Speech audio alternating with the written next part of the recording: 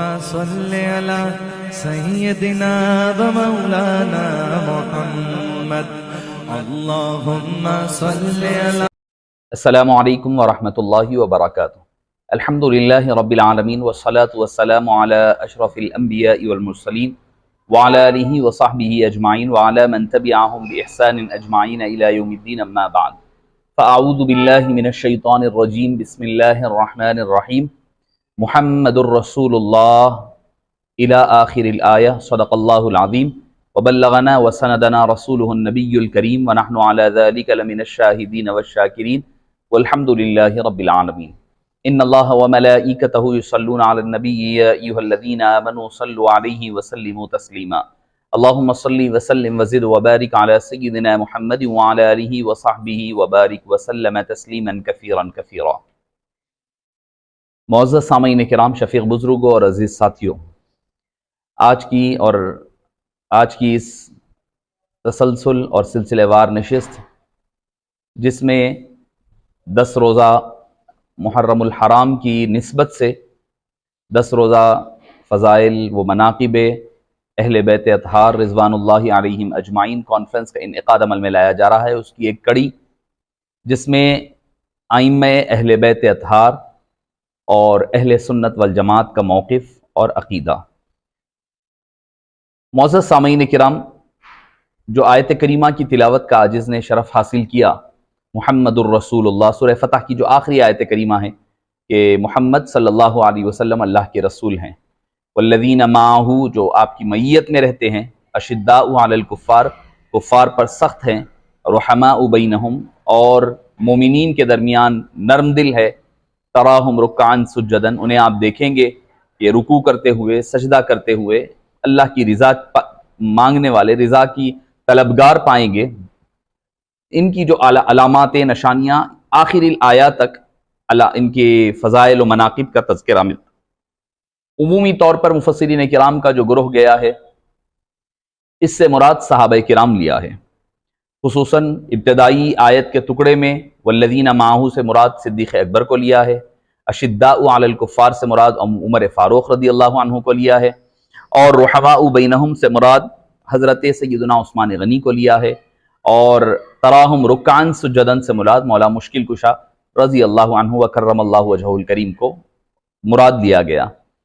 صوفیاء کرام نے اس کی ایک اور تفسیر بھی بیان فرمائی ہے، فرمایا کہ والذین معہ کے بعد سے لے کر آیت کے اختتام تک 12 صفات کا ذکر ملتا ہے، 12 علامتوں کا تذکرہ ہوتا ہے، ہر ایک فضیلت 12 الگ الگ فضائل کا ذکر ملتا ہے۔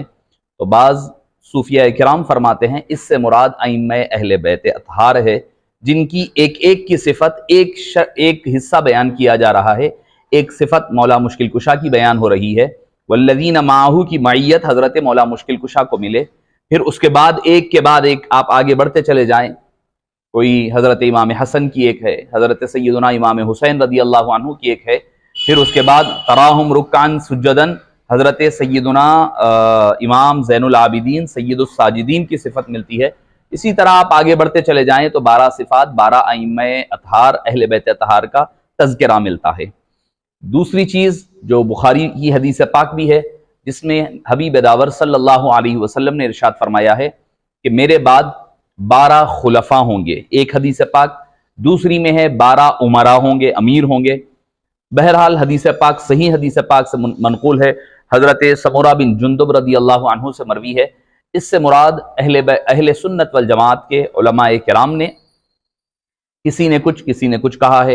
امام ابن حجر الاسقلانی نے اپنی شرح میں فرمایا، گنوایا ہے، بعض ائمہ اہل سنت والجماعت نے ان کی ترتیب گنوائی ہے، 4 خلفاء راشدین، پھر حضرت، اس میں یہ نہیں ہے، اس حدیث پاک میں یہ نہیں ہے کہ وہ کون ہوں گے، نیکوکار ہوں گے یا ان کی خصوصیات کیا ہوگی، اتنا ہے وہ سارے کے سارے قریش ہوں گے، یہ بات کا ذکر ملتا ہے۔ تو اس وجہ سے اہل سنت والجماعت کے بعض فقہاء کرام نے پہلے خلفاء راشدین کو لیا، پھر حضرت امیر معاویہ کو لیا، پھر یزید کو لیا، پھر آگے جو چل پڑا ہے سلسلہ عمر بن عبدالعزیز تک 12 خلفاء یا امراء گنوائے ہیں۔ مگر امام قندوزی الحنفی علیہ الرحمۃ والرضوان نے، جو امام ائمہ احناف میں جن کا شمار ہوتا ہے، انہوں نے کہا کہ خلفاء اگر قریش مراد لیا جائے گا تو قریش تو ہو سکتا ہے کہ مکمل ہو، مگر آگے کے جا کر کے عباسی خلفاء بھی بن جائیں گے جو بعض ان میں خلفاء جو قریش سے قبیلے سے تعلق نہیں رکھتے۔ پھر فرمایا کہ دوسری چیز یہ ہے کہ اس میں نیکوکار بھی ہے، بدکار بھی ہے۔ پھر خلفاء راشدین کی جو فہرست ہے بعد والے، یعنی حضرت سیدنا امیر معاویہ سے لے کر حضرت عمر بن عبدالعزیز تک جتنے عمرہ حکام تشریف لائے ہیں، وہ عمرہ اور حکام ان جو ابتدائی 5 خلفاء راشدین المہدیین ہیں ان سے مقابلہ تو ہو نہیں سکتا۔ پھر ان میں بڑے باز سفاق بھی ہے، فاسق و فاجر، یزید جیسا لعین پلید بھی ہے۔ تو آپ فرماتے ہیں اس سے مراد یہ حدیث پاک عمرہ اور سیاسی حکمرانوں پر منطبق نہیں ہوتی، بلکہ آپ فرماتے ہیں حضرت قندوزی حنفی علیہ الرحمت والرضوان نے اس حدیث پاک کی شرح میں لکھا ہے، آپ فرماتے ہیں اس سے مراد ائمہ اہل بیت مراد ہے۔ اس سے مراد، حالانکہ اہل تشیع حضرات ہے وہ تو صراحتاً کہتے ہیں اس سے مراد ہی ائمہ اہل بیت ہے۔ ہم کہتے ہیں کہ امکانات بہت ہیں، دونوں طرف بھی امکانات ہے۔ اگر آپ صلی اللہ علیہ وسلم کے ظاہری خلفاء کی سے مراد اس سے لیا جائے، چونکہ اس میں الفاظ خلفاء اور عمرہ کے ہے، نہ کہ ائمہ کرام کے ہیں، تو اس وجہ سے اہل سنت والجماعت کے علماء کرام کا مختلف فی موضوع ہے، موقف ہے اس بارے میں۔ بعض نے کہا اس سے مراد خلفاء راشدین چاروں، پھر امام حسن مجتبی، اس کے بعد حضرت امیر معاویہ، اس کے بعد پھر یزید وغیرہ سے نیچے سلسلہ آگے تک عمر بن عبدالعزیز تک چلتا ہے۔ بعض علماء کرام نے خصوصیت کے ساتھ چند حضرات کو، چند حکمران جو بہترین تھے ان کو چنا ہے، چاہے وہ اموی دور خلافت کے ہو، چاہے وہ عباسی دور خلافت کے ہو۔ ان میں جو بہتر عمراء رہے ہیں، جو بہتر حکمران رہے ہیں، ان کا انتخاب کیا۔ بعض نے کہا کہ نہیں، یہ صبح قیامت تک آنے والے نامعلوم عمراء اور خلفاء ہوں گے جن سے حبیب داور صلی اللہ علیہ وسلم نے مراد بیان فرمایا ہے۔ بہرحال معزز سامعین کرام، چونکہ حدیث پاک میں اس کی طرف ایک اشارہ ملتا ہے، اسی لیے حدیث پاک کو آپ کے گوش و گزار کر چکا۔ آگے بڑھتے ہیں کہ دیکھیے یہاں پر ہمارا اور اہل تشیع کا ائمہ اہل بیت، پہلی بات یہ ہے کہ ائمہ اہل بیت اگر ہم کہتے ہیں 12 ائمہ، 12 امام کہتے ہیں، کہتے ہی ہمارے اہل سنت والجماعت کے حضرات کے کان کھڑے ہو جاتے ہیں، ارے بھئی یہ تو شیعہ حضرات کا عقیدہ ہے، یہ تو شیعہ ائمہ ہوتے ہیں، یہ امام وہ ہوتے ہیں، ہمارا تو اس سے کوئی تعلق نہیں ہے، ان سے کوئی لینا دینا نہیں ہے، تو ہم ان کو کہنا بھی نہیں چاہیے۔ یہ بات بالکل غلط اور غیر واجبی اور جہالت بر مبنی ہے۔ یہ ان کے نہیں بلکہ سب کے سب ہمارے ائمہ کرام ہے۔ یہ علم، فضل، طہارت اور پاکیزگی کے وہ مینار نور ہے جن سے صبح قیامت تک دنیا روشن ہے، اور روشن ہی روشن نہیں بلکہ ساروں کو فیض، چاہے وہ علمی فیض ہو، دینی فیض ہو، دنیاوی فیض ہو، علمی ظاہری علوم کا فیض ہو یا پھر باطنی علوم کا فیض ہو، انہی ائمہ اہل بیت اطہار سے اس کا فیض کا دریا جاری ہوا ہے۔ میں آگے بڑھنے سے پہلے امام مجدد الفسانی امام احمد سرہندی علیہ الرحمہ کا 122واں مکتوب، جس میں آپ نے خلافت باطنیہ کے حوالے سے اور فیض رسالت مآب صلی اللہ علیہ وسلم کی تقسیم کا تذکرہ آپ نے اس مکتوب میں وضاحت کے ساتھ فرمایا ہے۔ آپ اس میں فرماتے ہیں کہ ایک طریقہ کار یہ ہوتا ہے کہ آدمی کسباً کوئی چیز حاصل کرتا ہے، کسبی طریقہ کار سے، یعنی محنتیں کر کر کے وہ علم اور فضل حاصل کرتا ہے۔ آپ نے فرمایا دوسرا طریقہ کار وہبی ہوتا ہے، یعنی وہ کسب سے نہیں اللہ کی طرف سے موہوب ہوتا ہے، عطا کردہ ہوتا ہے۔ آپ فرماتے ہیں کہ وہ جو فیض کا دریا ہے وہ حبیب داور صلی اللہ علیہ وسلم کے بعد حضرت سیدنا علی مشکل کشا رضی اللہ عنہ، سیدہ فاطمہ الزہرا دونوں کو عطا ہوا، پھر اس کے بعد وہ فیض تقسیم ہوا حسنین کریمین میں۔ پھر آپ فرماتے ہیں ان کے بعد یہ 12 ائمہ کا جو سلسلہ ہے، ائمہ اہل بیت کے ذریعے سے وہ فیض جاری ہوا، اور فرماتے ہیں کہ جس کو بھی ولایت کا جو فیض ملنا ہے، ولایت کا منصب عطا ہوتا ہے، انہی کی اجازت اور مرضی سے عطا ہوتا ہے۔ پھر امام مجدد الفسانی جیسے مجدد جو نقشبندیت کے امام ہے، بلکہ میں کہوں گا کہ نقشبندیت کو نیا دھارا بدلنے والے حضرت مجدد الفسانی رحمۃ اللہ علیہ تک نقشبندیت کا نام نقشبندیت تھا، مگر اس کے بعد مجددیت کے ذریعے سے پہچانا جانے لگا۔ وہ مجدد وقت، مجدد دوران، مجدد صدی الفسانی جن کو لقب دیا گیا، علامہ اقبال جن کی مزار پر آ کر کہتے ہیں حاضر ہوا میں شیخ مجدد کی لحد پر، گردن نہ جھکی جس کی جہانگیر کے آگے، ویسے مجدد کی بات کہہ رہا ہوں میں۔ مکتوبات شریف آپ اٹھا کر پڑھ سکتے ہیں۔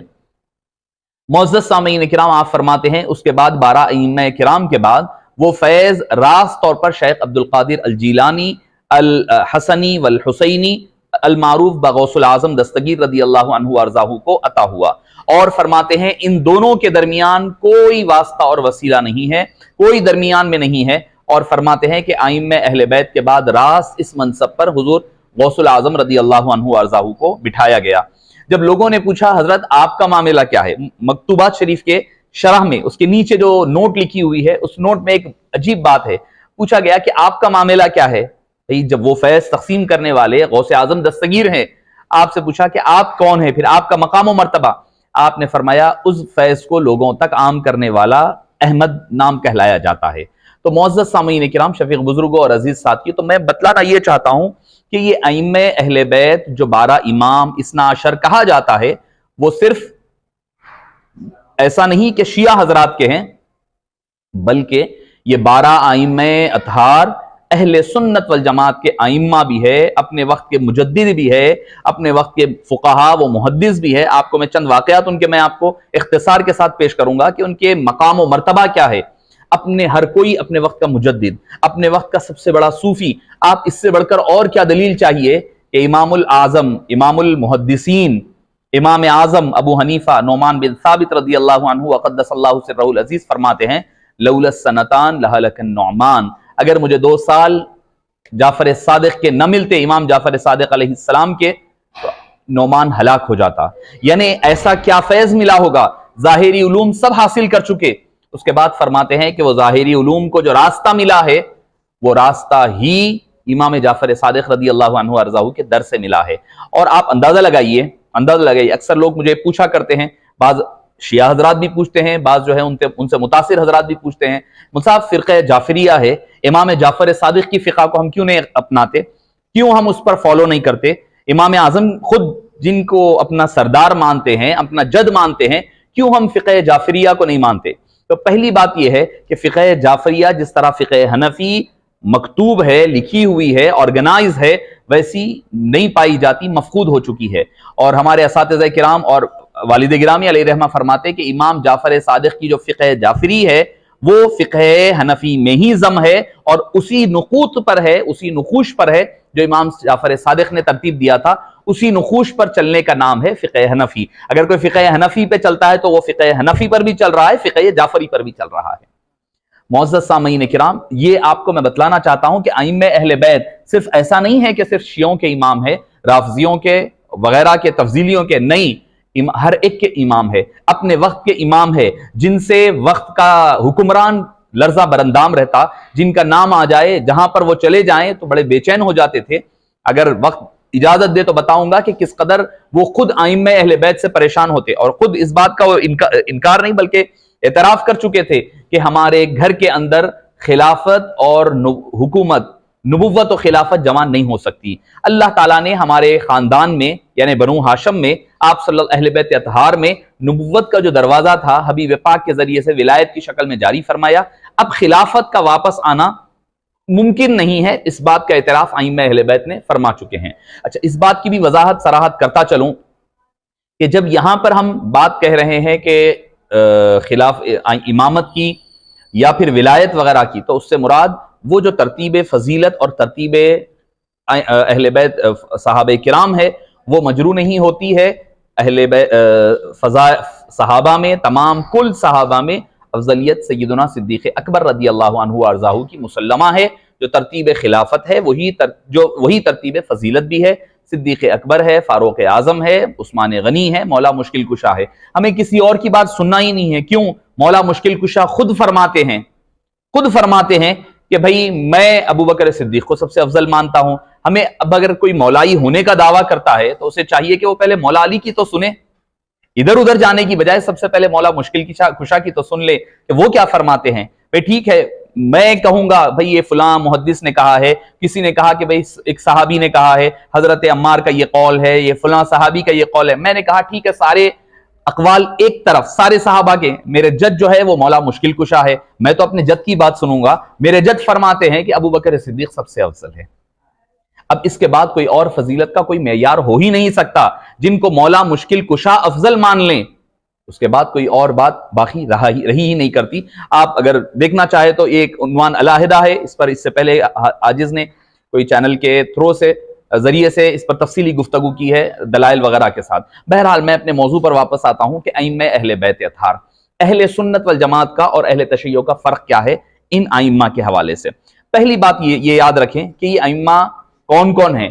حضرت سیدنا علی مرتضیٰ سے اس کا سلسلے کا آغاز ہوتا ہے، اور پھر حضرت امام حسن مجتبیٰ ہے، امام حسین مرتضیٰ ہے، اور پھر آگے بڑھیں سیدنا علی بن حسین یعنی امام زین العابدین ہے، امام محمد باقر ہے، امام جعفر صادق ہے، پھر اس کے بعد امام جعفر صادق کے بعد امام موسیٰ ہے، موسیٰ کاظم ہے، پھر یہ سلسلہ آگے بڑھتا جائے گا، امام جعفر صادق کے بعد امام موسیٰ کاظم، پھر علی تقی، علی نقی، امام حسن عسکری، پھر اس کے بعد امام مہدی آتے ہیں۔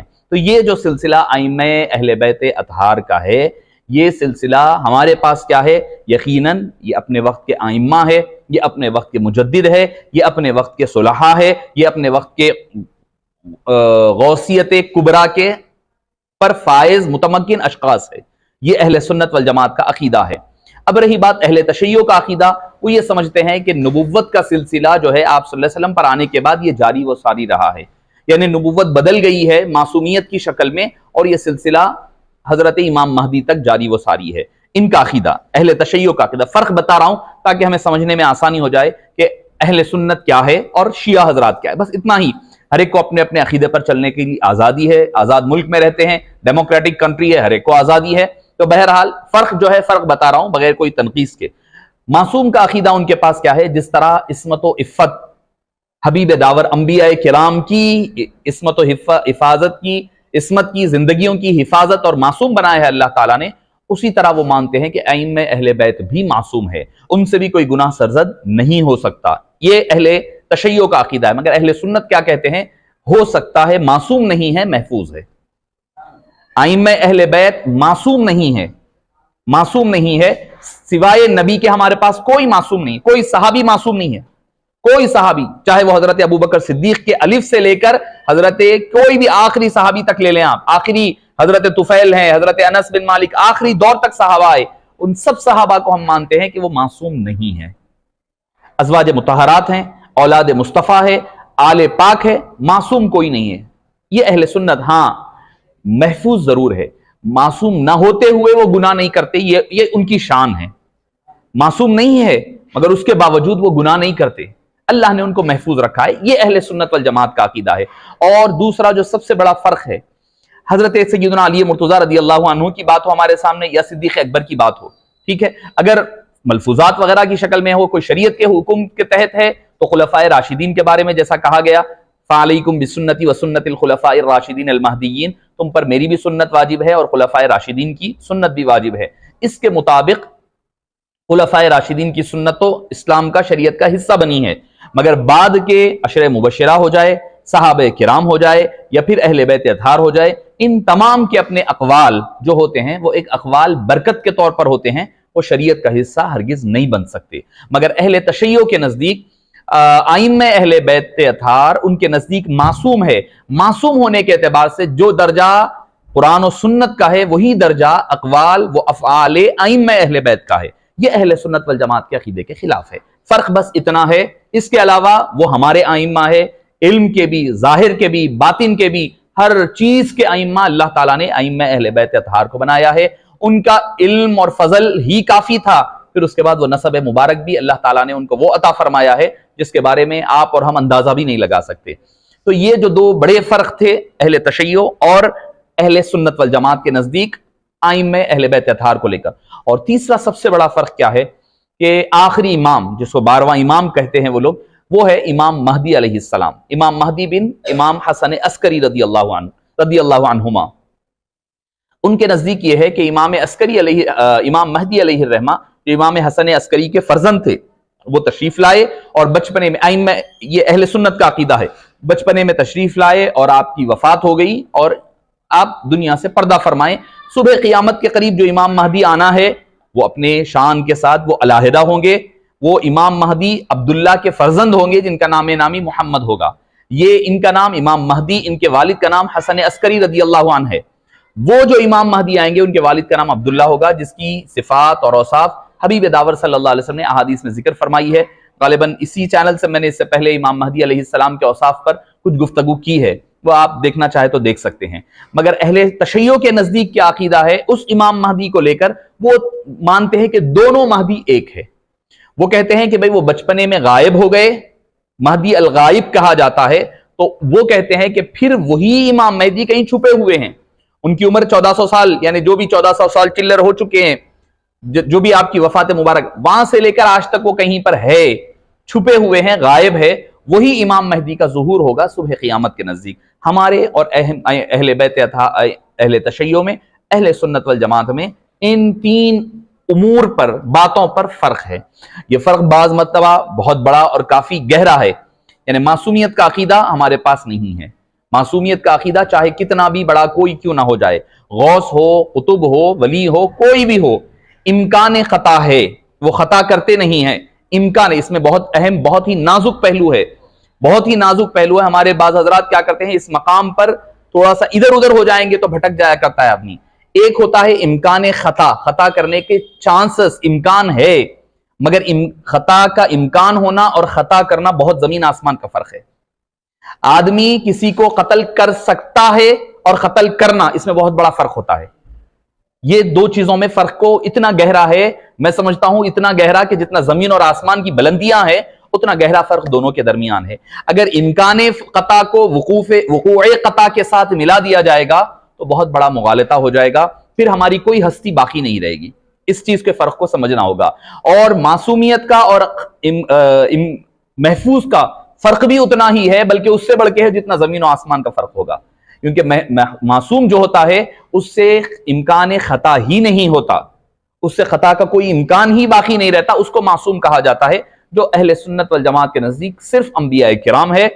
انبیاء کے بعد چاہے کوئی ہو، اگر کوئی کہے کہ سیدنا صدیق اکبر سب سے افضل ہے، میں کہتا ہوں کہ وہ بھی معصوم نہیں ہے. ہمارے نزدیک محفوظ ضرور ہے.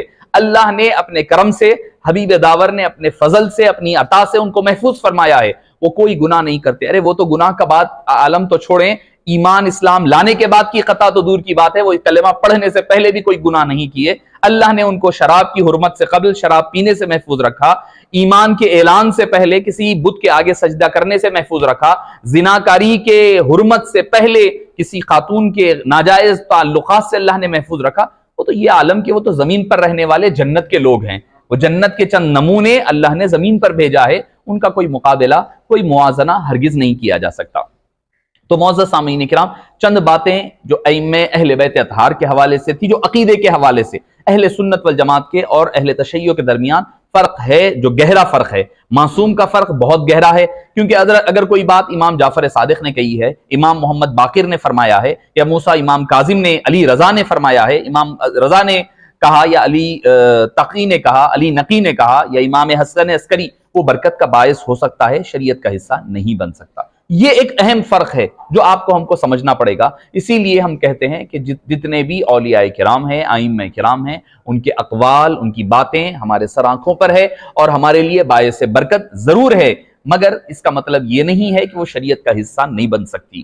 یقیناً جتنے ملفوظات سیدنا علی مرتضیٰ رضی اللہ عنہ کے اقوال مبارکہ ہے، تو بعد میں ہوا یہ تھا کہ جب قرآن کریم کی ترتیب کا معاملہ آیا تو لوگوں نے چاہا کہ حضرت سیدنا علی مرتضیٰ کی جو تفسیر آپ کے اقوال ہے اس کو بھی شامل کیا جائے.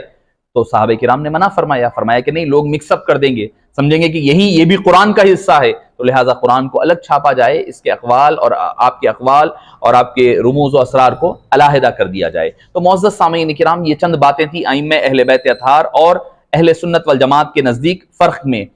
کچھ باتیں، ایک بات آپ کے گوشہ گزار کر میں اپنی گفتگو کو ختم کر دوں. حضرت علی مرتضیٰ ولایت کبریٰ کے امام مانے جاتے ہیں، غوثیت کبریٰ کے امام مانے جاتے ہیں. حضرت سیدنا علی مرتضیٰ بچپنے میں ایمان لانا، آپ کی کیا نہیں شان و فضائل ہے.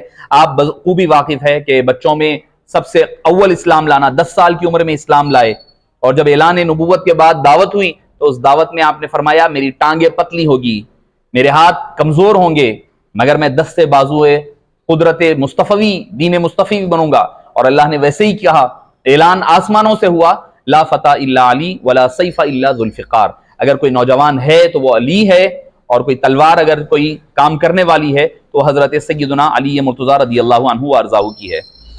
ایک امام، اس کے بعد آتا ہے درجہ امام حسن مجتبیٰ کا، جو 3 سن ہجری میں آپ کی ولادت ہوتی ہے اور 50 سن ہجری میں وفات ہوتی ہے، شہادت ہوتی ہے زہر کے ذریعے سے۔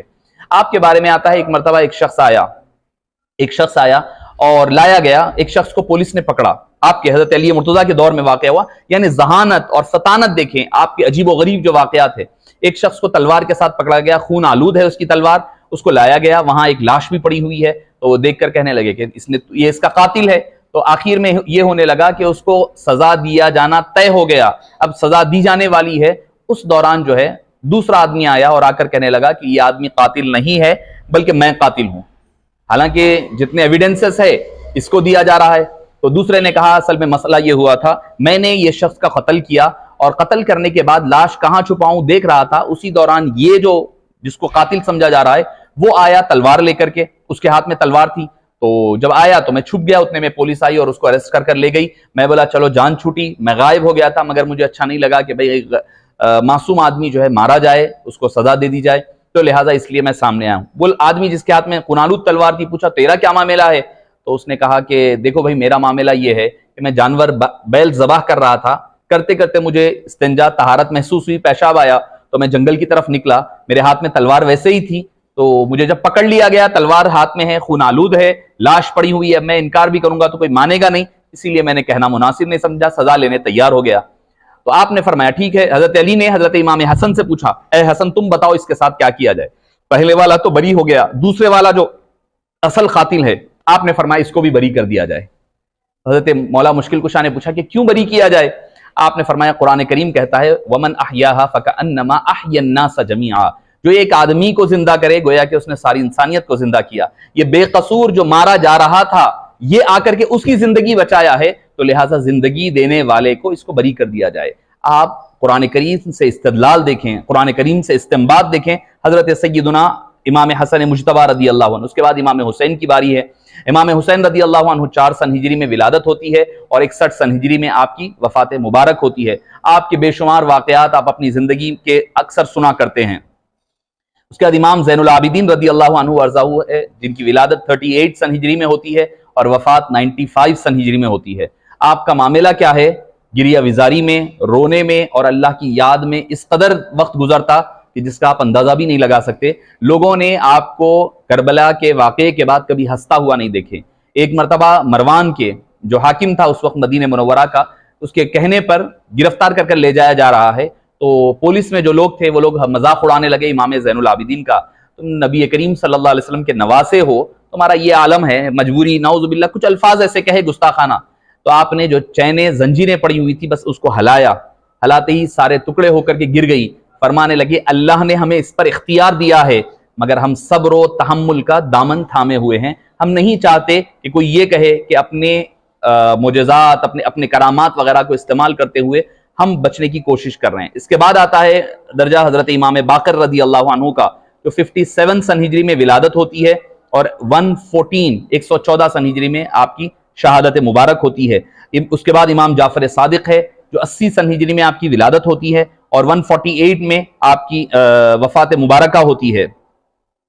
ایک مرتبہ خلیفہ منصور کے سامنے امام جعفر صادق کے بارے میں تو کیا کہا جائے، جتنا کہا جائے گا کم ہوگا، مگر چونکہ وقت کی تنگی ہے اس لیے اختصار کے ساتھ خلیفہ منصور نے ایک مرتبہ کیا کیا کہ ایک مکھی ستا رہی تھی، وہ جھنجھلاہٹ کے بارے میں پوچھنے لگا کہ بھئی یہ اللہ نے یہ مخلوق کو پیدا ہی کیوں کیا جو کوئی کام نہیں ہوتا، لوگوں کو ستایا کرتی ہے۔ تو امام جعفر صادق نے خلیفہ منصور کے سامنے فرمایا جب بادشاہ اور حکمران ظالم بن جاتا ہے تو اللہ تعالیٰ ان کو ستانے کے لیے ایسی مخلوق کو پیدا کر کے رکھا ہے۔ خلیفہ منصور کے سامنے کہنا کوئی بڑی آسان بات نہیں ہے۔ پھر امام موسیٰ کاظم کی بات ہے 128 سے 183 سن ہجری، اور ایک مرتبہ ایک سپاہی قید خانے میں جب ڈالا گیا، اور سبھی کی تاریخ یہ ہے کہ قید خانوں میں رکھا گیا، کئی کو زہر دیا گیا، شہید کیا گیا۔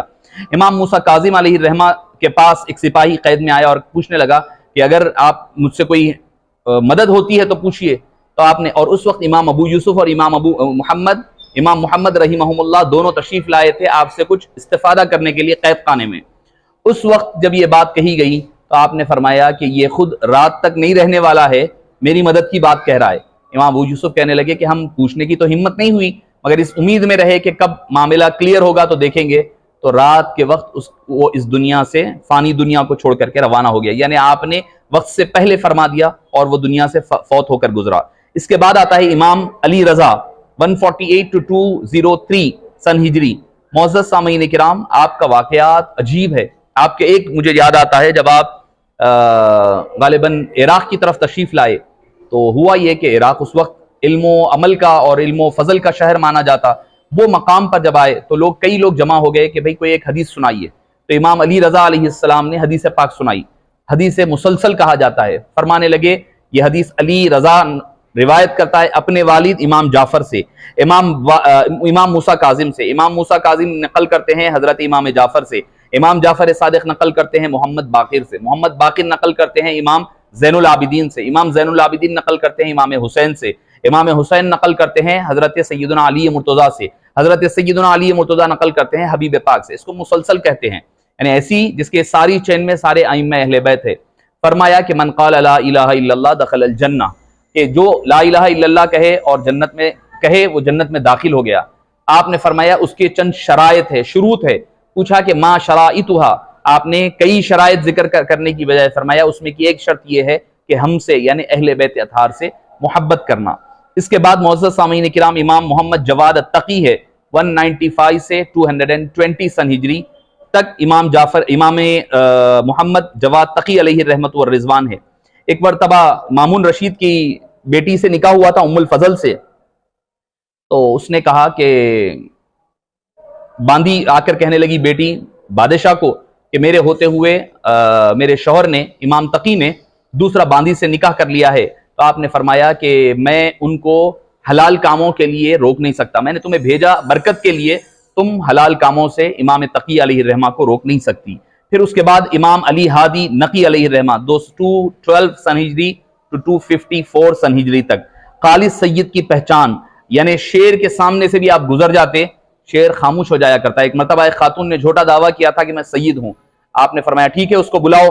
آپ نے فرمایا ٹھیک ہے اگر تم سچی سید ہے تو تم شیر کے سامنے جاؤ گی، اگر سچی سید ہوگی تو شیر کھائے گا نہیں، اہل بیت کو نہیں کھاتا ہے، سچی سید ہے تو وہ نہیں کھائے گا۔ تو وہ ڈر کر اعلان کر دی کہ میں جھوٹی ہوں۔ لوگوں نے کہا بھائی ٹھیک ہے اس نے تو دعویٰ کیا، آپ جائیے۔ امام نقی علیہ الرحمہ بذات خود تشریف لے گئے، جو شیر جو دھاڑ رہے تھے وہ آپ کے غلام بن کر کے آپ کے ساتھ ساتھ چلنے لگے۔ اس وقت خلیفہ مامون کو لوگوں نے کہا آپ بھی ایک ٹرائی کر لئیے، اس نے کہا کہ میں جانے کی ہمت نہیں کر سکتا، میرے سے یہ ہو ہی نہیں سکتا، میرا بچ کر آنا ناممکن ہے۔ معزز سامعین کرام، اس کے بعد 11ویں امام حسن عسکری 232 سن ہجری سے 260 سن ہجری تک آپ کا پیریڈ مبارک ہے۔ پھر اس کے بعد امام مہدی علیہ الرحمہ جس کے بارے میں شیعہ جو ہے جن کو مانتے ہیں وہ امام مہدی علیہ الرحمہ ہے، جو بچپنے میں آپ کی وفات ہو گئی تھی، جن کو لے کر کے اہل تشیع حضرات سمجھتے ہیں کہ یہ وہی شیعہ ہے، وہی امام مہدی ہے جو آخری قیامت صبح قیامت کے قریب تشریف لانے والے ہیں۔ تو معزز سامعین کرام، یہ خلاصہ تھا 12 ائمہ کرام کا۔